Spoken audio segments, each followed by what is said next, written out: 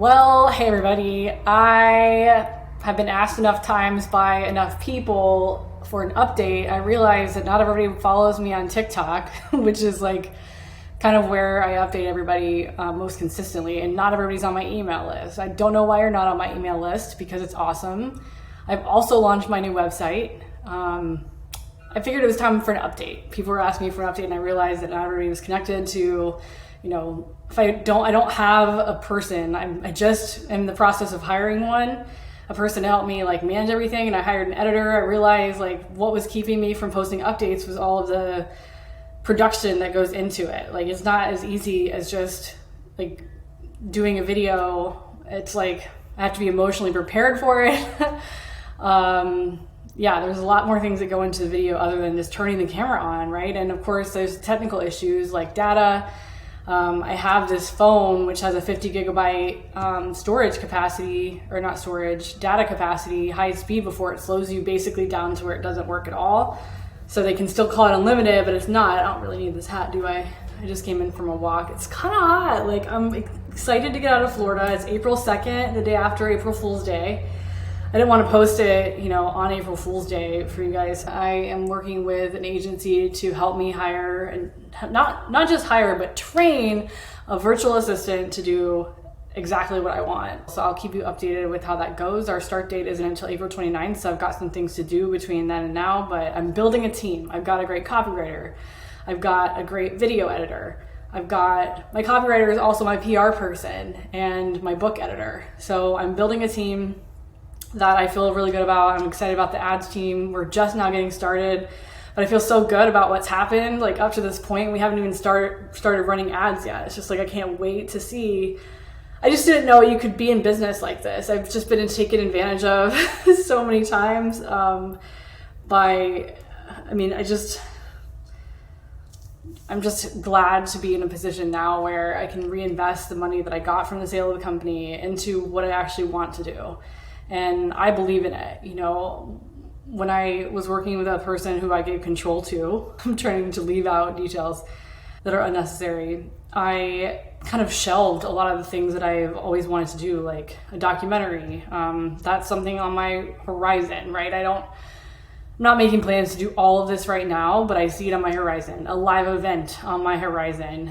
Publishing a new book, possibly doing a virtual and or in-person book tour, hosting really casual local events for people in the cities that I'm going to, as I regrow my audience from having sold it in the sale of my company, which has turned out to be, for so much good. I can't imagine still being in that partnership, right? You can't go back and change anything, but if I hadn't sold the company, I would still be in partnership with this person. And that would be horrible. Like, I wouldn't have the freedom that I have now to share as openly as I do, to be fully myself in front of the people that I'm trying to help and share my story with. Like, if I'm not being genuine, if I'm not being honest, I'm not being truly who I am in front of you, then that's not a business that I want. Like, I don't want to be in a business somebody makes me feel like I can't be myself in front of the people that bought into my business in the first place because they liked how authentic I was. And I couldn't be that when I was working with this person. So I am just thrilled. This is, I guess, kind of my official coming out. Like, I've recorded some podcast episodes. I've written several chapters of my new book. It's a memoir. It's called Edited. And I am still working on like the subtitle or whatever. It's got to be nuanced, it's got to be artsy, because that's what this book is. This is a book about some very dark times in my life and the things I was thinking, feeling, doing, saying, hallucinating, all these things that I'm sure have been, for people who follow me for a long time, probably curious about. And I realize, like, I don't have to share anything that I don't want to share, but I also don't have to be afraid to share the things that I do want to share, that I believe will really help people. I think more people need to see inside of a narcissistic business relationship. People don't talk about that because there's usually so much at stake, but I'm not going to be fearful of what could happen if I'm following what needs to come out. Like, it has to come out.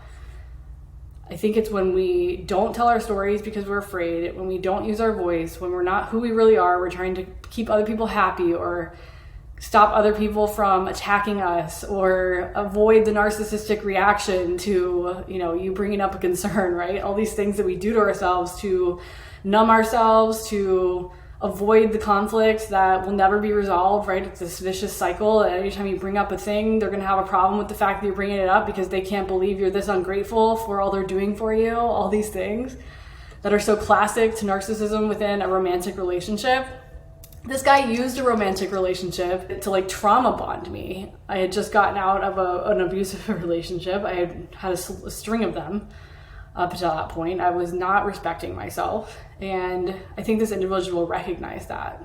Saw that vulnerability, right place, right time kind of mentality, because there are things that I did and I know that. And I think it was something that I only recently admitted to myself, like, gosh, a month ago, like to someone out loud. I was like, I can't believe that I just said that, because that's been true. I just haven't been able to say it until now. And that's the fact that I let this person into my business because I thought if I did, he would love me. I did. And I know that other women do the same thing and they're ashamed of it. And I want to tell you that it's not your fault. It's not you. It's not you. After finding these emails and my work email, I mean, it was his email address, but he is no longer with the company. He's been paid severance. So his email address is my property, the company's property, which the company has been dissolved. But I found these emails that he had sent to this other woman that he was dating for the first 3 months that he worked with me. And it was like right around the time that he'd signed the paperwork and had officially become all these things in my company. And I just want to tell the story. I want to tell the story because I was blind to it for so long. And I'm listening to the audiobook from Dr. Ramani. I think she actually pronounces it Ramani. Dr. Ramani wrote a book called It's Not You. And I needed to read that because I thought I was the problem for many years by the way that this person treated me, by the way this person invalidated all of my thoughts and feelings and requests. It was not good. It was not good. So he was the only person. I told a lot of people that I believed that I was a narcissist. I told a lot of people, and he was the only person who believed me and the only person who treated me as if I was a narcissist, right? Like the enemy. So he could use it against me whenever I had a valid concern. He was like, well, you're just stop trying to insert what narcissists do, right? He was the most well-read person on narcissism ever because he's been using that against people. He used it against, I'm calling her Melina in my book, who has also written an article about what this person did to her, the emotional abuse, and they were in a romantic relationship, and how it started was how he like praised her, and he was so, he admired her so much. And those are the exact same things that he said to me. He told me he liked to make me feel safe. He whispered that into my ear after a sexual encounter. Although I have to say we never went all the way. It doesn't mean it wasn't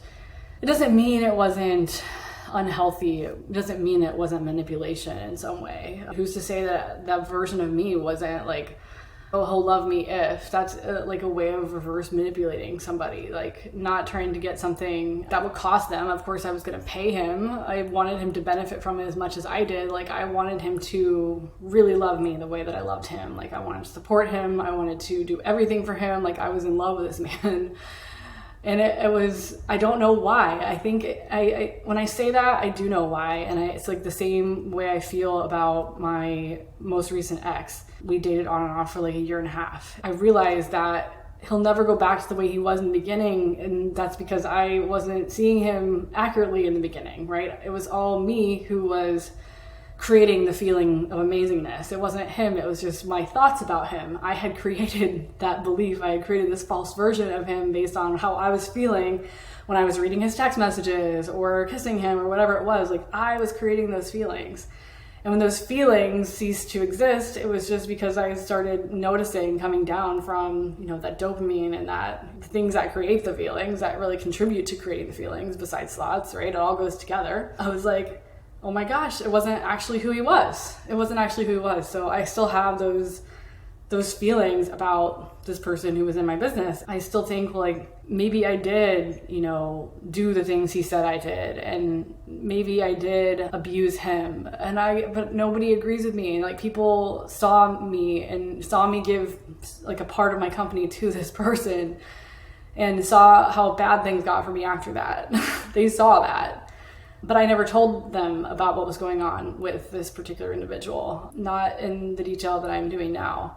There's some things I know that are, even in this video, but certainly in my book, in my memoir that I'm writing now, that will surprise people. Like, I can't believe we didn't know that, you know? And there's certain, like, a level of shame when you go through stuff like I went through, you know, where you really want to go all in with somebody that you've known for a while and you trusted, and who was there with you when you're who seemed to be there for you when you're going through some of the worst times ever, and then they turn on you and you become the enemy, and then they spend months convincing you that you're terrible, you created terrible products, and the only way to get out of this and to eliminate the risk is to sell the company. I feel like it's a whole narrative that he just like used whatever he could to construct this narrative to make it irresistible for me to like let him do whatever he wanted. Because whenever I didn't want to do what he wanted to do, it was a major issue, huge issue. And there was a lot of threatening of, I'll just blow everything up right now, I'll just walk away, and, you know, just not giving me what I asked for, you know, like showing me that the research that you did to come to this like reasonable amount, because I realized that the stuff I'd signed wasn't something I should have signed for the mental state that I was in at the time. And that wasn't going over well, even though I had verifiable evidence that my brain was damaged and that I had been in hospital at the time he said he started at the company. There's verifiable evidence that I was not mentally well enough to sign what I signed, giving him the control that I gave him. And that's all I can say. That's just all I can say, because it's over and I'm done with it. But that doesn't mean that I'm not going to share what happened, because like you could waste years of your life with a person like this if you don't realize what's happening. Like, I got so lucky that he wanted to sell the company, because if he didn't, and if he did deliver on his promises of growing the company to 6, 8, and I think at one point the draft said $15 million a year. If he had believed he could do that, I would still be attached to him. I wouldn't be able to do what I'm doing now, because it would be hurting the company. And I just don't believe that. I don't believe that I should be somebody I'm not to make a company look better. My authenticity is why the company made it as far as it did before he ever came on board. You know, people want to do business with real people. And if the real person is no longer there because she's been convinced that she doesn't matter, like it's you might still be able to keep the revenue growing the way you did, but that doesn't mean that the same essence behind the company is still there. It's not. Like, the whole essence of the company shifted when I was sick and I wasn't present.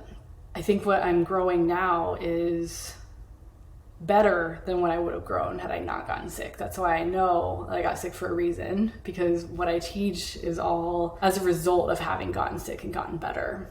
Because we're told that we're going to have these mental disorders forever, right? And that's just not true. But if we believe that, then we're not going to do what it takes to get us out of the mess. I could not accept that there was no cure as an answer. Like, even when I believed I was a narcissist and like everything I read said there's no cure for narcissism or whatever, I was just like so devastated at this belief. And no narcissist would ever be as devastated as I was about it. Like, it was like, I can't believe this. Like, I was so convinced that that's who I was based on how I felt and, you know, the input I was getting from this particular individual. And most of what I knew about narcissism had come from him. And now I see how instrumental the stories he told about his ex, and the person who wrote the story about X, you know, on Medium publicly, that's why he's called X in my book too, is just feed me this narrative that he's the victim and that he has so much to offer that nobody's ever appreciated. And so they were all just so crazy. Like, this person used to work for a really big name in spirituality and personal development. It's female and she's very well known, and he has said some horrible things about her that I just know are not true. Like, people are human, people go through stuff, and the things you say and do while someone's going through that and is processing something that has never happened to them before, like divorce. And then when they don't treat you the way you want to be treated, they don't give you what you want, you freak out on them. That's what he was doing. And I found evidence of that in his work email, evidence that he wasn't doing what he was saying he was supposed to be doing, protecting the company, growing the company. I have written evidence that he was spending a whole week, you know, on his bed and crying and all these things, and he was supposed to be working during that time. In fact, like, there's no evidence that he had any like time off or that he was going to be out of the office. It was just, he was in charge and he was going to do what he wanted because he was going to get paid anyway. So there was this pattern, and all the things that I was like hard on myself and he had brought up, and like, those things were one-time events in a response to something that had never happened to me before. Whereas with this particular individual, like there is a pattern, there's a definite pattern of how he treats people when he doesn't get what he wants, or somebody does something that is wrong to him. I'm protecting his identity as much as humanly possible because I don't have ill will against this person. I don't want anything bad to happen to this person. I really, truly don't. But that doesn't mean that I'm going to silence the part of myself that is dying to share the effect that this type of person, not just this individual, but there's other people out there that are like this, that are going through something like this, and they feel like they're crazy. They feel like there's something wrong with them, and that's just not true. Doesn't mean you've never done anything wrong. Of course, we're human, we make mistakes, but like if you don't have a pattern of a narcissist, but this person does, like you've been lied to, like you've been gaslit into thinking that you're the problem, and that's what they do. That's what they do. And it's so hard to see it when you're in it. It's so hard to see it when you're in it. But when you're out of it and you like finally start opening up to people, like I did to my friend Erica, it was over my 37th birthday weekend. This has all happened like in the span of a month. Like I do not recognize who I was a month ago. I feel like a new person. Like I just had another spiritual awakening by like seeing this situation through, like realizing how I was seeing myself and how I had gotten to that point because of having worked with this individual. Like the self-doubt, because I was like so much more confident in 2018, and then I just had to rebuild a lot of that after going through what I went through, and it's like the same thing's happening again. But it's a lot easier this time because I've been able to let go of so many of the false beliefs I had about myself based on what I had gleaned from my relationship with this person. Like the result of narcissistic abuse is someone like a shell of a person, somebody who doesn't remember who they are. And as soon as I sold the company, like things just started coming to me. I felt that free. I felt like he got paid that severance, and I just feel like that was I paid him off. Like I paid the ransom to set myself free, essentially. And I can't tell you how good that feels. I really can't. It feels so good. I'll try to tell you how good it is, but I just don't feel like words can do it justice. I'm so happy to be doing what I'm doing now, to see the results people are getting from my Transform Retreat, which, speaking of the Transform Retreat, I will put the link in the description on YouTube so you can get info on that, because the next one is at the end of May. I think it's the second, there's 5 weeks in May, I believe, and it's the 4th week in May. So it's, I think, the 25th and 26th. That's when the next Transform Retreat is. Hope you can come. I have not seen people get results this fast, and it's them getting themselves the results, right? This thing with coaching that we've been kind of lied to about in many ways by many coaches who aren't actually qualified. They know how to do stuff and they know how to tell you to do stuff, but that's not actually what coaching is. Coaching is asking you the questions that are open-ended, that get your mind thinking and creating new pathways in your brain that gets you different results. You're doing that work, right? The coach is just asking you the questions so you come up with the answers that you didn't know you had because you didn't ask the question to get it, right? So the coach is just asking you questions and helping you along that path. It's not telling people what to do. So if there's a coach that's telling you like, you got to do it this way or it's not going to work, that's actually not true. It's just not true.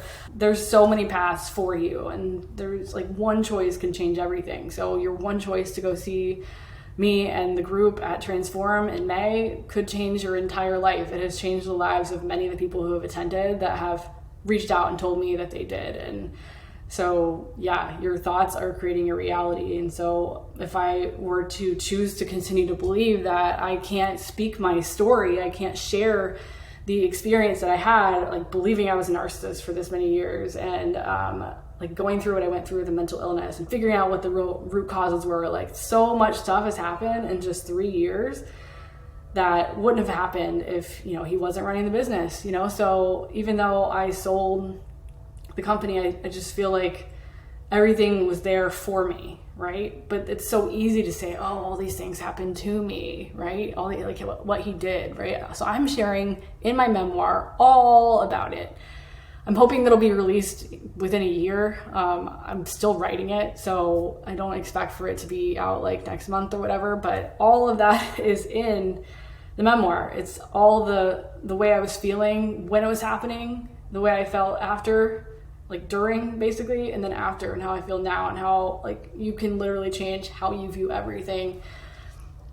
And man, if I don't know if this person will read my book, I hope he does, because I want him to read it. You know, I want him to see the humanness in me and not see me as an enemy, right? The way he always turned on a dime whenever I wasn't going to give him what he wanted or didn't agree with him, the way he would just start, you know, just turn his words into daggers. And I was like, it's just Jekyll and Hyde. Like, I don't know who you're being right now, because you can so quickly become a mean person and say insulting things so quickly over on Slack, you know, not even in my, like, would he say it to my face? Like, he's never actually spoken to me like that to my face ever. Like, it's always been using these other mediums like Slack or email, and I never saw that pattern either. So like being out of it and looking into it is like, oh my gosh, like it's just crazy. So yeah, that's kind of the update. I've been just launching selftransformation.com, hosting the Transform retreats. My third one is going to be in May, so I hope you can make it. I'm not raising the price yet, but I might. So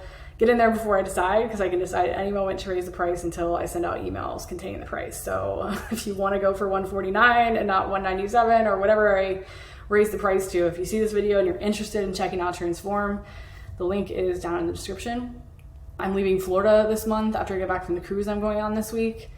Redoing my vacation rentals down in Claremont into themed tiny houses that are experiences in and of themselves. So like a magical experience and not just a place to stay while you go to the theme parks, right? So I'm going to be able to charge a lot more, because it's not just, you know, competing with the neighbor hotels. Like, they could go and get a motel for more than what I'm charging them, right? So the value is there, but I have to like bring that to life. So those are going to be out of commission for 2 months, probably more. It's pretty intense renovation, so I'm thinking it might take more time. But yeah, and I'm just be driving northward because it's getting too hot, so I'm going to go back up north, maybe even Great Lakes area. I want to be around water, so I just want to like migrate from place to place with water. That's just kind of what I need right now. So yeah, speaking of, I'm gonna go grab some actual water. Thank you for tuning into this video update. Please leave me a comment, let me know that you're watching so I can keep making these videos, because if I know you're watching, then it makes me, and that you enjoy it, it makes me happy and it makes me want to share more. So I'll see you in the next video. Bye.